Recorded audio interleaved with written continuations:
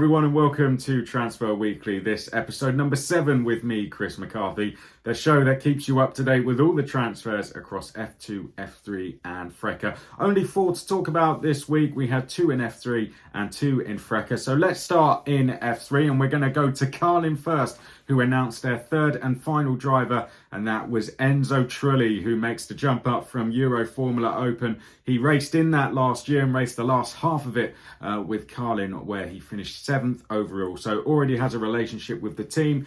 He was the UAE F4 champion in 2021 as well. Of course, testing was last week over in Bahrain for F2 and F3. Enzo Trulli got off to a bit of a rough start, a mechanical issue causing an engine fire in his car on day 1, and then a big job from the Carlin team to get a new car ready for him, and he was back out on day 2 in the afternoon, and then got a lot of laps in between then and the end of day 3. Okay, next we're going to move across to High Tech. They completed their driver lineup with the signing of Nazim Azman, who also makes the jump up from Euro Formula Open. He finished 4th in that last year, taking a win and 7 podiums. He's been racing F3 now for 3 years, 2 years in British F3, then Euro Formula Open last year. So the 20-year-old is definitely ready for this jump up, and he's got great teammates in Callaghan, Frdric and Isaac Hadjar. The latter, of course, was quickest over in Bahrain. So High Tech looking strong this year.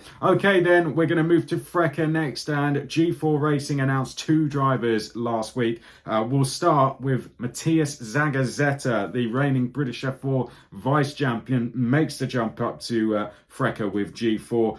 He took 4 wins and 11 podiums in British F4 last year with Argenti. G4, they had a good year themselves in FRECA. They took 2 wins with Michael Belov last year. So the Peruvian will be looking to pick up where Belov left off, no doubt about that. And one of his teammates is going to be young Frenchman Owen Tangavelu. He jumps up from the French F4 Championship. He finished 5th in that last season, taking 2 podiums.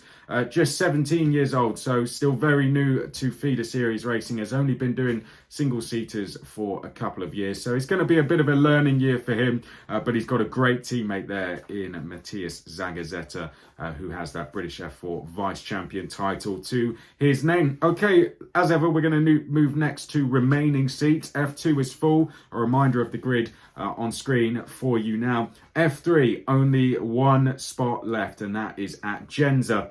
Likely that's going to be Patrick Pasma. He was over in Bahrain with them testing, so highly likely that seat is going to be his, and it should be announced this week. As for FRECA, 26 drivers already announced on the grid, and we're still weeks away from round number 1, so 10 seats at least still free in FRECA. So 11 seats still to fill. Transfer Weekly will be going up until all of those are full. As for testing, of course, FRECA, we're 2 weeks away from the pre-season test over in Barcelona on the 23rd and 24th of March. F2 and F3, though, first round kicks off next week in Bahrain. I'm going to do a roundup of the 3 days of testing that we had over in Bahrain on my YouTube channel this week.